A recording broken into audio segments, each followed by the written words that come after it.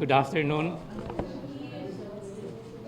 Around 3 years ago, and on the heels of China's assertions in the West Philippine Sea, the Republic of the Philippines, under the leadership of then President Benigno S. Aquino III, filed a notification and statement of claim against the People's Republic of China under Annex 7 of the United Nations Convention of the Law of the Seas, or UNCLOS.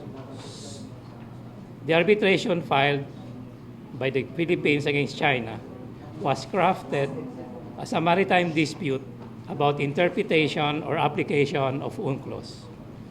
In particular, the Philippines sought declarations from the arbitral tribunal in respect of three interrelated matters.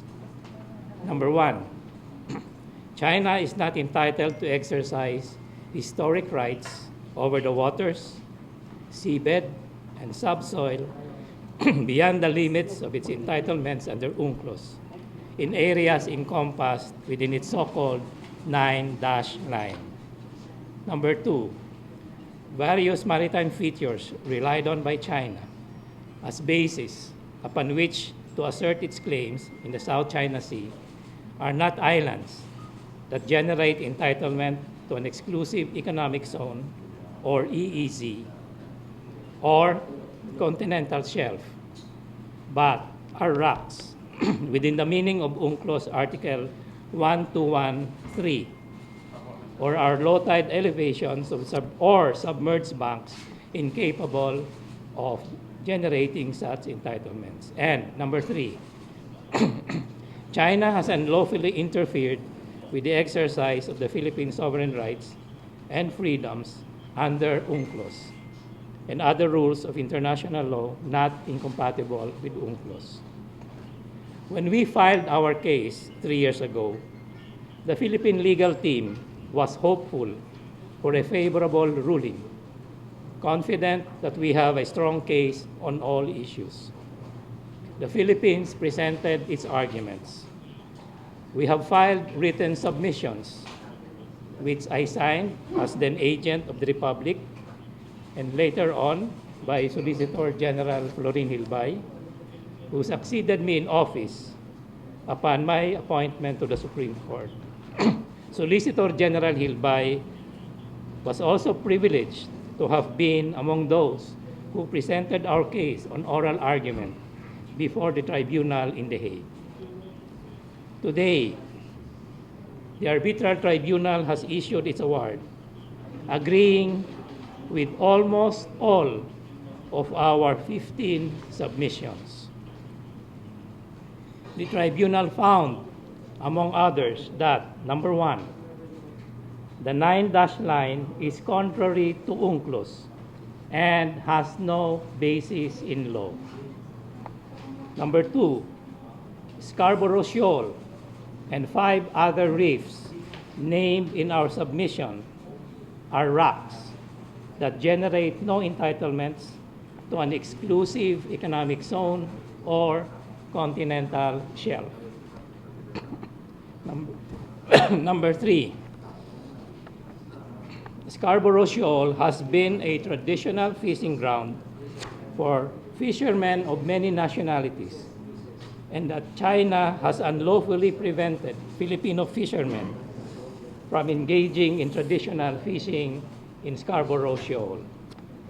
Number four, Mischief Reef, Second Thomas Shoal, and Reed Bank are submerged at high tide, form part of the exclusive economic zone and continental shelf of the Philippines, and are not overlapped by any possible entitlement of China. Number five, Reed Bank is an entirely submerged reef formation that cannot give rise to maritime entitlements. Number six, China has violated its obligations under UNCLOS to protect and preserve the marine environment. And number seven, China has engaged in the construction of artificial islands, installations, and structures at Mischief Reef without the authorization of the Philippines.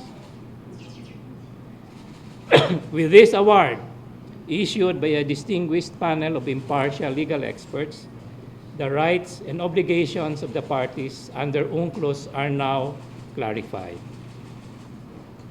The award issued pursuant to the compulsory procedure under Section 2 of Part 15 of UNCLOS is binding on China. is binding on China. It has been the consistent view of the legal team that this award will be a potent legal platform as our country moves forward to the political and diplomatic phase of our goal of effectively asserting our maritime entitlements under UNCLOS. From the beginning, and I have always stressed this in my public statements where we explain our case, it has been our view that, and I quote, in the final analysis, the disputes in the South China Sea will have to be resolved diplomatically by agreement between the various states. End of quote. Former Solicitor General Hilbay and I recognize that our goal of securing our maritime entitlements and ultimately our territorial integrity is a process that will take time. However, with this legal advantage, the chief diplomat and architect of our foreign policy, President Rodrigo R. Duterte, can now proceed with the necessary tools at his disposal to get this job done. Thank you very much.